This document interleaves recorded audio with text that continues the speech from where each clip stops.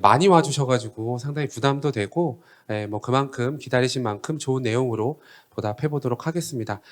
저희가 오늘 이야기 나눌 주제는 인공지능과 피플 애널리틱스 그리고 인사 이야기라고 해놨는데요.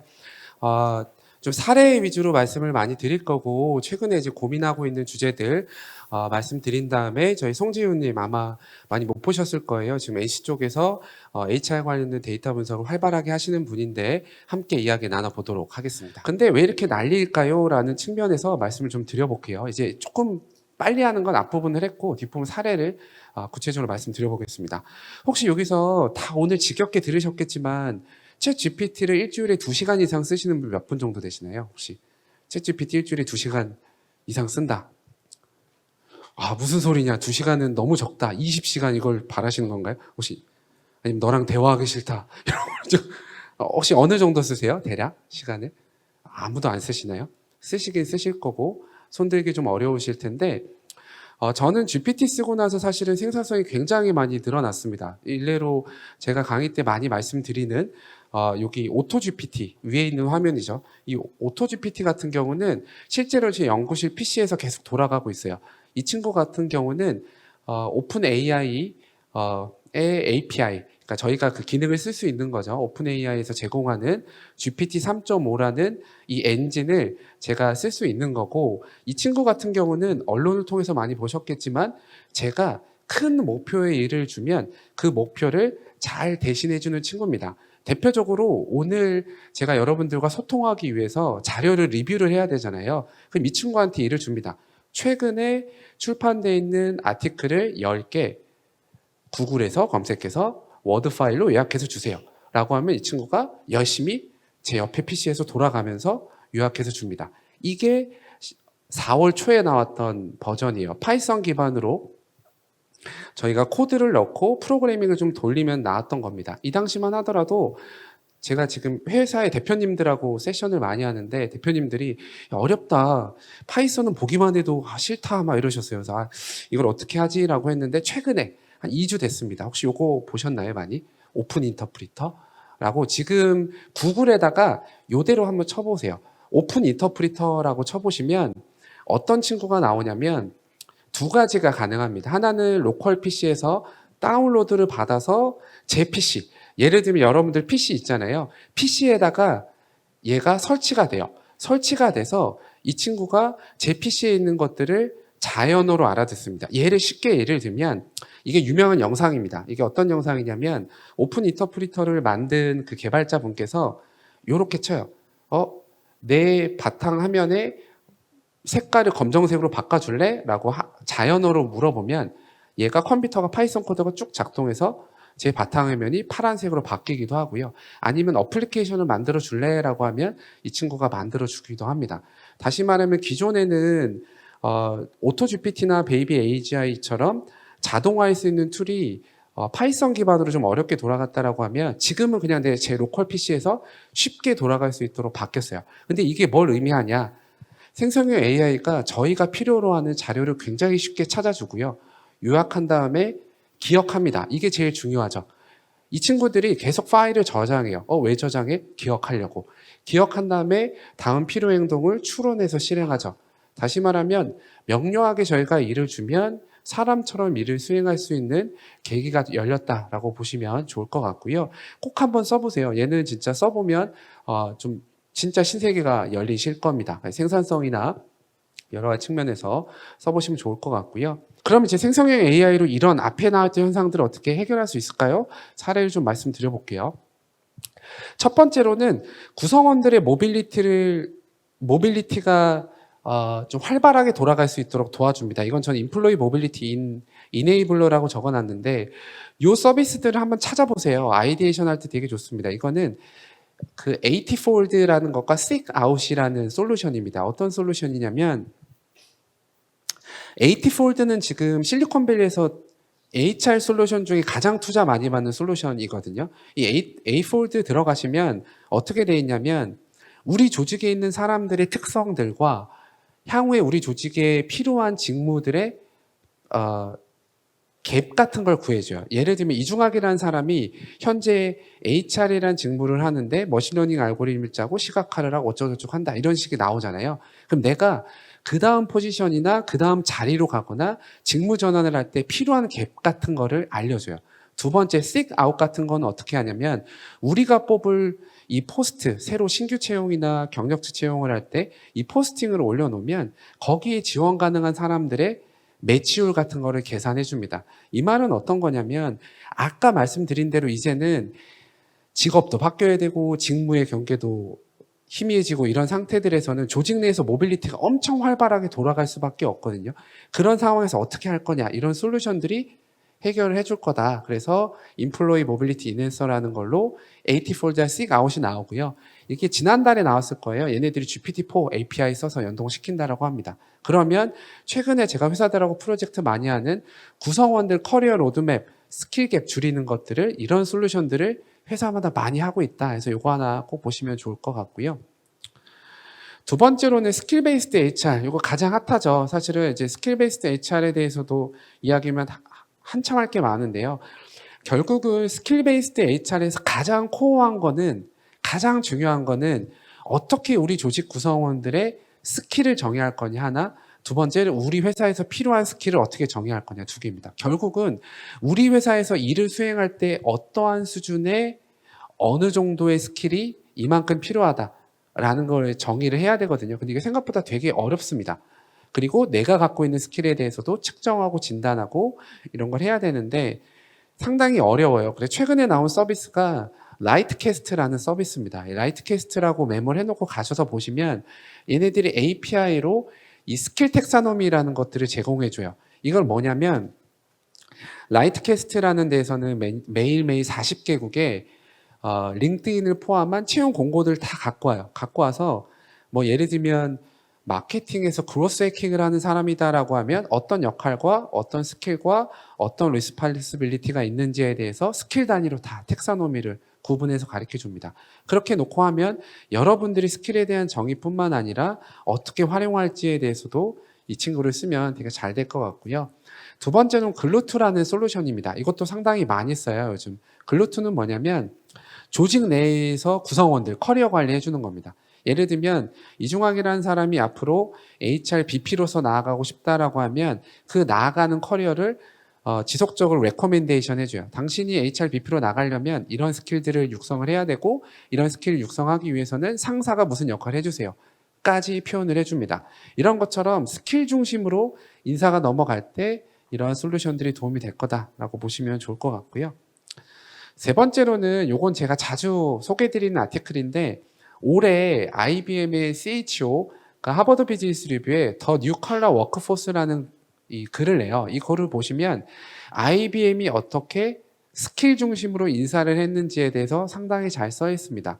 이 글을 보시면 IBM 역시나 엄청나게 큰 스킬 갭을 걱정하고 있었어요. 이걸 해결하기 위해서 구성원들이 갖고 있는 스킬들에 대해서 첫 번째 정의를 하기 시작합니다. 우리 조직에서 일하려면 이러한 스킬들이 필요해라는 스킬 사전을 만들게 되고 구성원들에게 필요한 스킬들을 업스킬링하고 리스킬링할 수 있는 기회를 만들어줘요. 추가적으로 자기학습 커뮤니티를 만든 다음에 하이어링한다. 이런 사례가 있으니까 이거 보시면 좋을 것 같고요.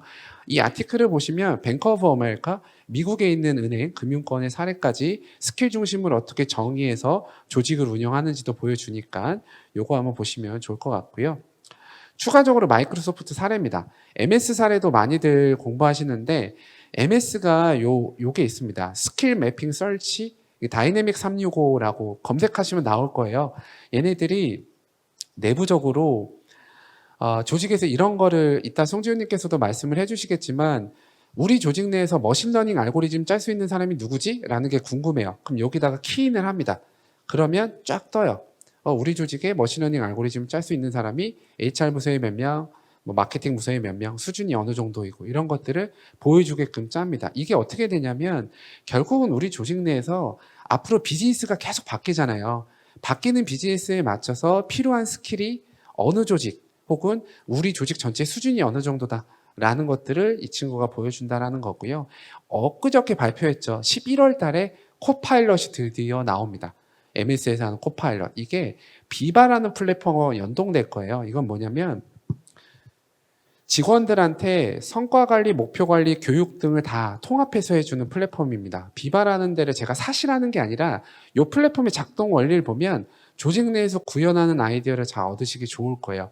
이 비바라는 플랫폼에서 일할 때 내가 다큐멘테이션을 적으면 옆에서 코파일럿이 나와서 도와도 줄 거고요. 두 번째로는 내가 PPT를 작성할 때 틀리면 훈계도 해줄 거예요. 대표적으로 MS에서 지금 코파일럿을 쓰고 있거든요. MS 직원들은. 그분들께 의견 물어보면 뭐라 그러냐면 피곤하대요. 왜 피곤할까요? 혹시? 이 친구가 자꾸 내가 하는 일에 대해서 너무 구체적으로 피드백을 주니까 그만큼 수준이 올라왔습니다. 그래서 아마 여러분들 나중에 일하실 때 비바뿐만 아니라 코파일럿까지 한번 써보시면 생산성뿐만 아니라 스킬 중심으로 일 돌아가고 운영하실 때 아마 도움이 많이 될 것 같고요. 세 번째로는 뭐 그로잉 헬퍼라고 적어놨는데 이건 많이 쓰시죠. 전 요즘 제가 강의가 뭐 챗 GPT 강사처럼 이걸 많이 하는데 사실 프롬프트 엔지니어링에 대해서 조금만 잘 배우시면 굉장히 도움이 많이 받습니다. 대표적으로 전 요즘 그 임원급들이나 팀장급들 강의할 때 어떻게 하냐면요. 만약에 저희가 한 팀이에요. 이렇게 한 팀이면 한 팀에 가운데에다가 PC를 하나 놓습니다. 그리고 나서 얘랑 프롬프트 엔지니어링 하면서 아이디에이션 구하고 계획 짜고 프리젠테이션하고 피드백 받는 것들을 앞에 나와 있는 저 같은 퍼실리테이터랑 같이 해요. 그러면 이 친구가 기가 막히게 거기에 대한 컨텐츠 제안, 분석 툴 여러 가지를 해줍니다. 다시 말하면 구성원들이 역량을 향상하고 스킬을 향상할 때 학습 목표 설정해주고 퀴즈 출제가 너무 당연하죠. 채점 평가 다 해주고요. 이런 것들 발전 피드백도 잘 해줍니다. 그래서 꼭 한번 써보세요. 얼마 전에 제가 리뷰했던 페이퍼들 보면 국내에서 1,500명 가지고 자기소개서 저희가 평가했거든요. 굉장히 잘합니다. 사람이 9명 평가했었던 거에 거의 70% 이상 수준까지 가요. 그 말은 이 친구가 프롬프트 엔지니어링만 잘하면 평가도 잘합니다. 보시면 좋을 것 같고 요것도 꽤 재밌습니다. 이거 심리스 M4T라고 해요. 이것도 한번 집에 가실 때 검색해보세요. 이거 뭐냐면 메타에서 발표한 솔루션이거든요. 어떤 솔루션이냐면 혹시 지금 저희 선생님들은 페이스북은 안 하시죠? 저희 딱 보니까 페이스북 하실 만한 그런 나이보단 인스타그램 하시는 나이대들이 많으신데 인스타그램에다가 제가 만약에 한글로 쓰면 이 친구가 실시간으로 바로 다른 나라 말로 번역해서 포스팅을 올려줍니다. 오픈소스로 풀렸거든요. 자, 이게 나온다라고 하면 첫 번째 제가 지금 말하는 것처럼 음성으로 말하는 거를 이 친구가 바로 텍스트로 바꿔주고요. 두 번째로는 원하는 언어 100개 국어까지 도착어를 번역해줘요. 그러면 소위 말하면 우리가 HRD 혹은 인적자원개발부서에서 어학교육, 글로벌 교육할 때 얼마나 많은 외국어들의 소용을 씁니까? 그런 것들에 대해서 새롭게 할 수 있는 거고요. 세 번째로 구글 렌즈, 요거 뒤에서 보여드릴게요. 요거부터 제가 하고 앞으로 넘어올 수 있겠죠. 이겁니다. 구글 바드 익스텐션이에요. 이거는 지금은 요것도 완전 외계인이 만든 것 같은데 혹시 보셨나요? 구글 바드 익스텐션 이게 9월 19일 날 나왔거든요. 요것도 꼭 기록해놨다 해보십시오. 어떤 거냐면 구글 바드 익스텐션은 여러분들이 쓰시는 구글 드라이브, 구글 닥, 구글 스프레드시트, 유튜브 등등에 이 친구가 접근을 다 해요. 그래서 만약에 제가 구글 드라이브에다 클라우드로 파일을 기록하면 얘한테 이렇게 합니다. 지금 내 폴더, 이중학이라는 폴더에 송지훈이라는 파일 있지? 거기서 A와 B열을 가지고 모델링해서 예측 분석을 해줘. 이렇게 하면 얘가 구글 드라이브에 접속을 해서 분석 모델링해서 결과를 알려줍니다. 결국은 아까 보여드렸던 어드밴스 데이터 어널리시스라는 오픈 AI에서 제공하는 거에 대해서 대응을 하려고 바드에서도 이걸 만들었어요. 근데 이거 하면 이제 완전히 달라질 것 같아요. 지금은 여러 가지 한계점들이 있긴 한데 구글 생태계 내에 이 친구가 들어오면 이거 영상 보시면 Gmail 같은 거에 제가 이렇게 물어봐요. 막 메일을 검색하는 게 아니라 제가 지난달에 송지훈님하고 어떤 내용을 주고받았었죠? 라고 하면 얘가 요약해서 보여줍니다. 결국은 우리가 앞으로 일해가는 방식 자체가 생성형 AI가 굉장히 많은 걸 바꿀 것이다. 보시면 좋을 것 같고요. 앞으로 돌아가서 이제 조직과 직무에 특화된 AI입니다. 이거는 짧게 제가 말씀을 드릴게요. 시간 관계상. 위에 있는 거는 라마나 팔콘이라는 오픈소스 언어 모델입니다. 다시 말하면 우리가 이 언어 모델을 챗 GPT나 바드에 들어가서 쓸 수도 있고요. 두 번째로는 개인 PC에 다운로드를 받아서 훈련시킬 수도 있어요. 근데 라마2라는 게 메타, 여러분들 좋아하시는 인스타그램과 페이스북 쓰는 그 라마 모델인데 이 친구가 그냥 숫자로만 7 빌리언, 13 빌리언, 70 빌리언이라는 게 나왔어요. 중요하지 않아요. 그냥 70 빌리언이라는 애는 GPT 3.5만큼 되는구나. 근데 그게 무료로 내 PC에서 다운받아서 쓸 수 있구나라는 게 첫 번째고요. 두 번째로는 GPT 4만큼 사양이 나온다는 팔콘이라는 게 나옵니다. 180 빌리언.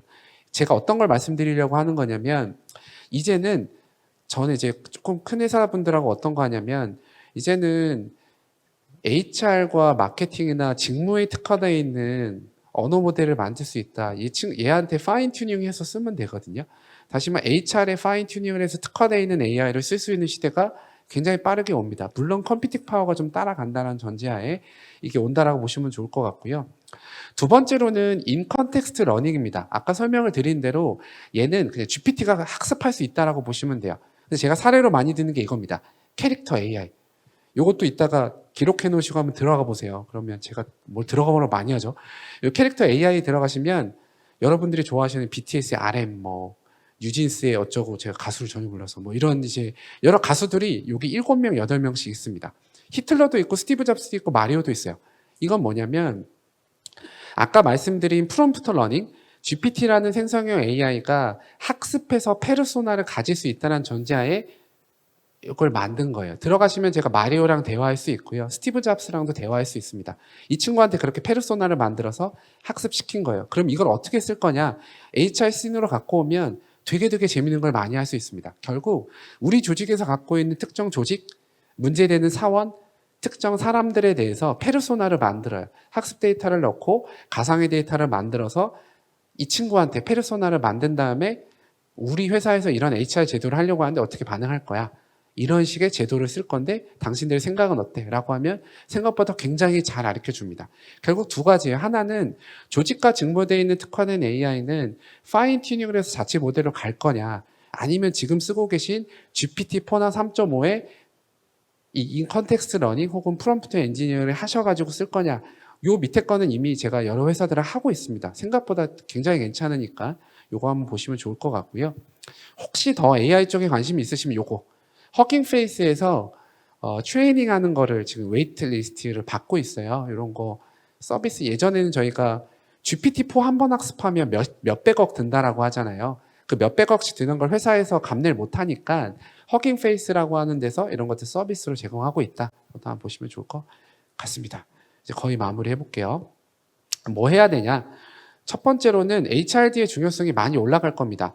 보시는 기준으로 왼쪽에 있는 사람은 유발 하라리예요. 유발 하라리가 최근에 엄청나게 많은 주장을 하죠. 결국 AI가 극단으로 가면 사람의 노동은 많이 줄어들 것이다. 줄어드는 이 상황들 속에서 어떻게 하면 우리 HRD가 혹은 HR이 해야 되냐. 결국 이 사람은 HRD, Employee Ability라 리스킬링이라고 표현해요. 근데 우리 표현대로 HRD와 Employee Ability죠. 왜냐하면 생산 가능도가 줄어들 거고 기술은 복리로 증가할 거기 때문에 HRD에 대한 중요성이 갈수록 올라갈 겁니다. 그래서 앞으로 교육 학습에 대한 중요성이 정말 빠르게 올라갈 거다. 이게 이제 유발 하라리의 주장이고요. 두 번째로는 AI를 어떻게 관리할지에 대한 고민입니다. 실제로 올해 SHRM에서도 가장 많이 나왔던 얘기가 이거예요. 이제는 첫 번째 HR 부서에서 AI나 로봇이 당신들의 팀원이에요.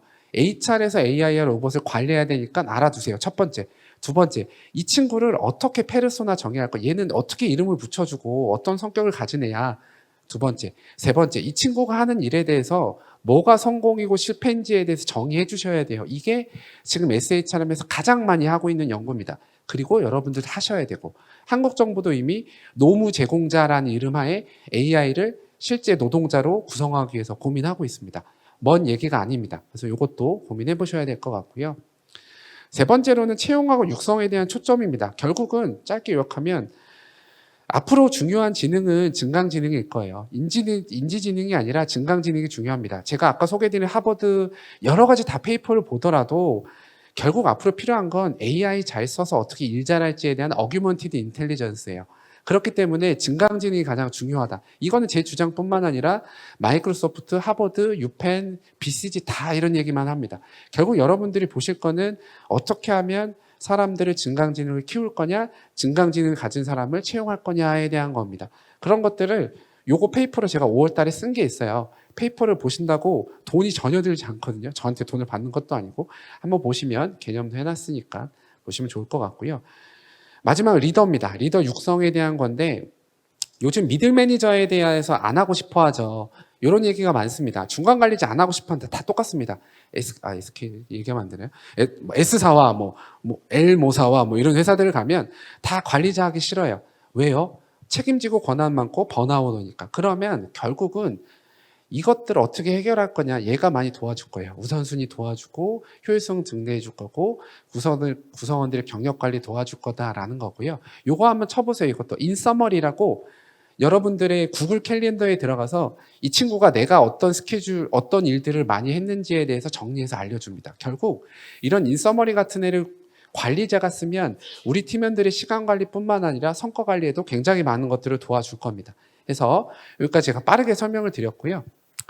이건 제가 시간 관계에서 넘어갈게요. 그래서 결국 전 이렇게 얘기합니다. 첫 번째로 인공지능 시대에 인적자원 개발이 어떻게 중요하냐. 결국 아까 설명드린 대로 그게 HRD가 됐든 인플로이 어빌리티가 됐든 성장할 수 있는 문화와 개발할 수 있는 문화, 그 리더십이 가장 중요합니다. 그리고 AI를 어떻게 동료로 인식하고 그들의 업무를 성공과 실패를 정의할 거냐라는 게 너무 중요하니까 오늘 인적자원개발 컨퍼런스에서 좀 친한 사이예요. 근데 워낙 학습력도 있고 여러분들이 궁금해하실 HR을 하시다가 데이터 분석과로 넘어간 사례이기 때문에 일하는 방식의 변화, 네, 바로 설명을 드리면 일하는 방식의 변화는 좀 아까 말씀해 주신 것 같은 맥락인데 AI랑 협업하는 방식으로 좀 많이 업무가 많이 바뀌겠다 이런 생각을 많이 하고 있습니다. 그래서 뭐 당장 어떤 책을 사서 그 개발 언어나 어떤 인공지능, 머신러닝, 딥러닝을 배우는 것보다 그 어떤 프로젝트를 가지고 이 일을 하면서 챗GPT나 이런 AI 툴들의 도움을 받아서 프로젝트를 하는 게 학습이면 학습, 일의 퍼포먼스면 퍼포먼스에 훨씬 더 좋은, 조금 더 빠르고 효율적이고 퍼포먼스적으로도 더 훌륭한 변화를 만들지 않을까라는 생각이 들어서 이렇게 좀 이야기를 정리해 볼 수 있겠습니다. 아마 송지훈님께 이따가 좀 질문을 하시면 좋을 것 같은데 전통적인 HRD나 HR 했던 친구예요. 근데 이 친구가 이제 소위 말하면 머신러닝이나 AI 알고리즘 써서 분석하는 이제 분석가로 바뀌었기 때문에 일하는 방식들의 변화뿐만 아니라 어떻게 일하는지도 한번 보시면 좋겠어서 이런 얘기를 좀 해봤습니다. 사실 여러분들 같이 저희 고민해봐야 될 것 같아요. 왜냐면 제가 생성형 AI뿐만 아니라 직업에 대해서 연구도 많이 하고 발표도 많이 합니다. 근데 제 솔직한 제 분석은 사실은 어떤 직무도 그렇게 안전한 직무는 없어요. 이번 주에 나왔던 세계 경제 포럼에서 직무 예측하는 거 보면 HR이 엄청 안전하다고 나옵니다. 저희 다 너무 좋아해야 될 뉴스긴 한데 어떤 보고서에 보면 또 아닌 걸로 나오거든요. 그럼 결국 저희도 리스킬링 계속 해야 된다는 건데 그러한 관점에서 어떻게 송지훈 님이 좀 성공적으로 HR 하시다가 데이터 쪽으로 넘어가셨는지 좀 들어볼게요.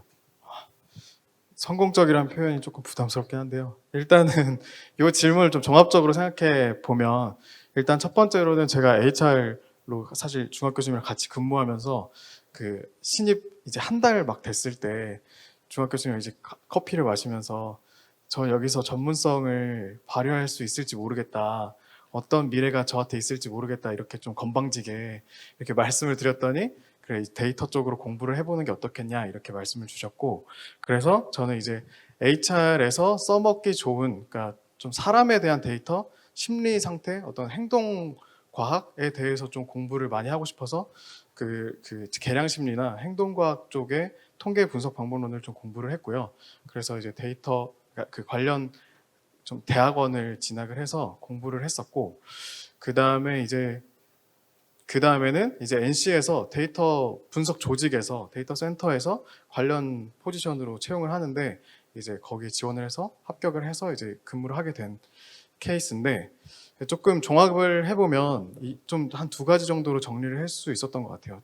첫 번째로는 그 기존의 전통적인 HR 업무를 하면서도 계속 분석 업무를 좀 엑스트라하게 계속 가져갔었거든요. 그러니까 내가 이 데이터를 확보를 했는데 이 데이터로 어떤 인사이트를 낼 수 있을까를 계속 고민하고 이제 피드백 받으면서 분석 과제가 있는 데는 어디든 들어가서 제 본연의 업무가 아니지만 계속 과정을 만들었고 그게 좀 제 포트폴리오가 되고 성과가 되고 그래서 분석가로서의 아이덴티티가 갖게 되는 그런 과정을 겪었던 것 같고요.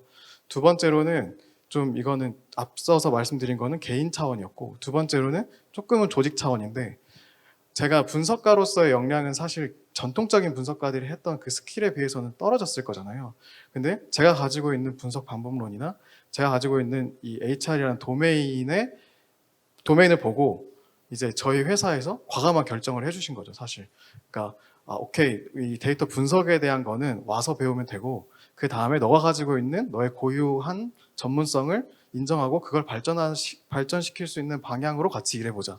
약간 이런 차원의 조직의 많은 좀 과감한 선택들이 사실 제 개인에게도 좋은 결과를 냈다고 생각하고, 이 저희 조직 차원에서도 사실 좀 더 시너지를 낼 수 있는 그 과정이 아니었을까 이렇게 생각합니다.